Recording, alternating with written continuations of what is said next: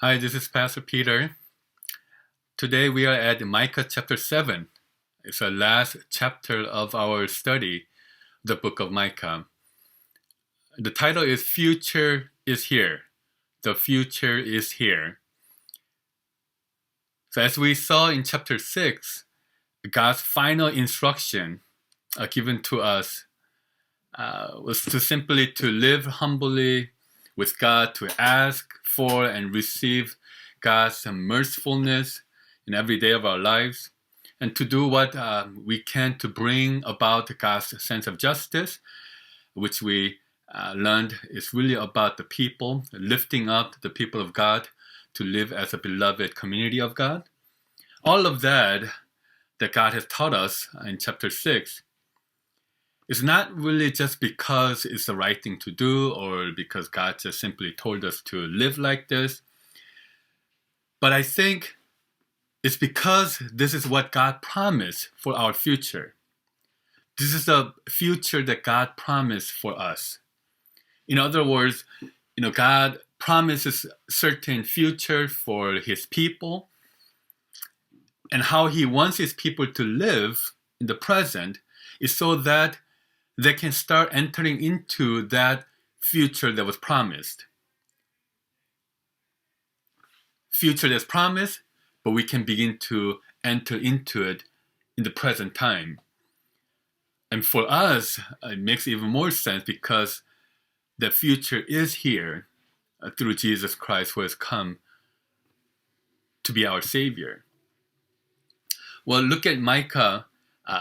We read chapter 7, and most of the book of Micah is that he's feeling utterly hopeless and miserable, but he is hoping against all hope and waiting in faith because he believes in the promise of God. Let's look at verse 7 of this chapter here, chapter 7. Verse 7, it says, "But as for me, I watch in hope for the Lord. I wait for God my Savior. My God will hear me." If you look at verse 1 through 6, another picture of feeling hopeless and the judgment and just being despair, and that God is not there with them because, of course, the people sin. But even though when things are going really, really bad and hopeless, but we saw, as we just read in verse 7, that for Micah, he was able to still wait for the Lord and hope in him because of what God has told him, that he has promised a future that will eventually come. So let's look at what kind of this future was promised to his people, that I'm suggesting today that future is here and now for us, even more so than the Israelites that are receiving this message through Micah. One is simply verse 8 through 9, that God will save us, that he will come and save us. When you go through the despairs and sufferings, and again, whatever the cause might have been, your own sin and sins of others, the immediate and the most important hope is that God will come and save us. Verse 8 through 9, "Do not gloat over me, my enemy. Though I have fallen, I will rise. Though I sit in darkness, the Lord will be my light." You see the juxtaposition between the falling and rising up, the darkness and the light. And verse 9, ultimately, "Because I have sinned against him, I'll bear the Lord's wrath." So there's recognition of your sin. "But until he pleads my case and upholds my cause, he will bring me out into the light. I will see his righteousness." So rising up, even though you've fallen, light, even in darkness, but ultimately, as we recognize the sins of our own doing, when we plead our case before God, God will come and save us because of his righteousness. And how he does that? His mercy and forgiveness, and he does that by sending Jesus Christ as that ultimate personification of that forgiveness and salvation. Second thing is that, God will return. God will return. I guess if you look at verse 14 through 15, after all these things that Micah is talking about, the judgment and wrath, but he will come and save us. But he goes to tell his people this message of just living your life as if the future is here, as if God has already come. Because the promise is that God will come and save us. Verse 14, it says, "Shepherd your people with your staff, the flock of your inheritance, which lives by itself in forests and fertile pasture lands. Let them feed in Bashan and Gilead as in days long ago. As in the days when you came out of Egypt, I will show them my wonders." So Micah is not only telling them to hold on and wait for God's promise to come and live with the hope of the future promise, but he is also saying that, right now we can still live like the people of God. We can still shepherd our people with the staff that the God has given us, meaning we can still take care of each other. And one day, the God will show his wonders like he shown to our ancestor when he brought them out of Egypt. Shepherd your people, your inheritance, take care of each other, kind of like what we read in chapter 6, act justly.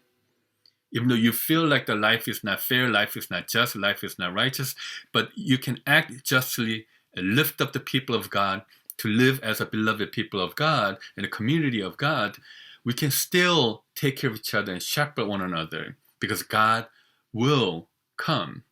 God will return to his past glory. God will come and do the things that he has done in the past. Lastly, there's a beautiful passage toward the end, verse 18, as Micah is talking to God and directing his message to God, about who God is. It says here, "Who is a God like you?" Verse 18, "Who pardons sin and forgives the transgression of the remnant of his inheritance. You do not stay angry forever, but delight to show mercy.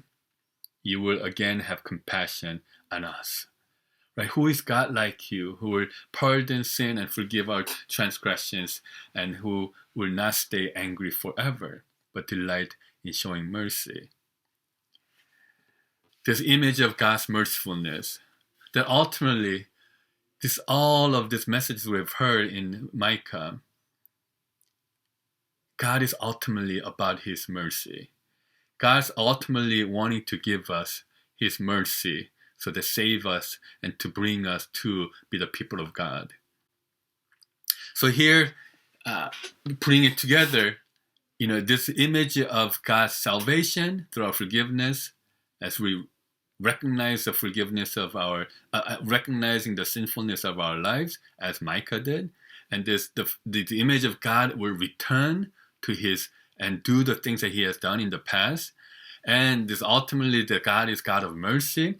There's all of this can give this image of not God of judgment and this what is rightfully deserving of his people and of his wrath.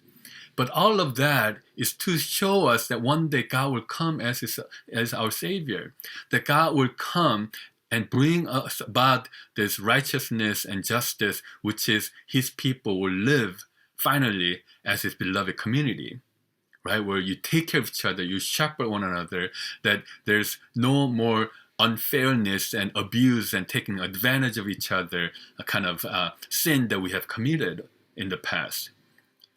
But all of this is what we can hope for, what we can wait for, as Micah is, because this is what God has promised. The message is, really today, that future is here for us.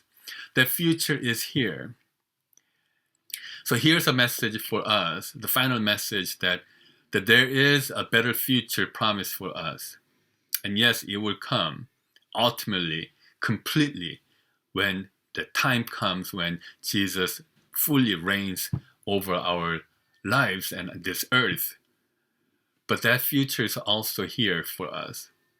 And we can enter into that life as we do what we've been taught last week, as we walk humbly before God, as we love the idea of mercifulness, as we act justly, by lifting up the people around us to live as a beloved community of God.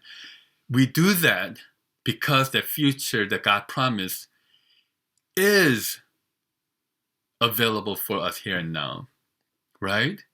If God was just telling us that the future is here, so hold on, then all that He need to tell us is hold on, keep persevering, be patient, keep hoping, keep believing, just know that things will get better. I mean, He certainly has a message, but the fact that He's telling us to act justly and walk humbly and love mercy, He's saying that we can already live in that future that God has promised. And that is an amazing blessing that we have through Jesus Christ, that we can have the taste of heaven here on earth. We can have the taste of the beloved community here on earth. We don't just have to wait. We don't only have to wait for it to come. If we can humbly walk before God, if we can humbly kneel down and submit ourselves to God's will, if we can humbly recognize the sins of our lives and cry out to Him that we need your forgiveness and we need your mercy, that we need to depend on the coming of your salvation, that we need your mercy and we are longing for the mercifulness of God. When we can do that, when we can start walking humbly with the Lord, the future that God has promised, the future that is to come, can be lived through here on earth through Jesus Christ, who is here with us. So thank you for listening, and may God bless you. And starting next week, we will start studying some other passages, and we look forward to doing that together.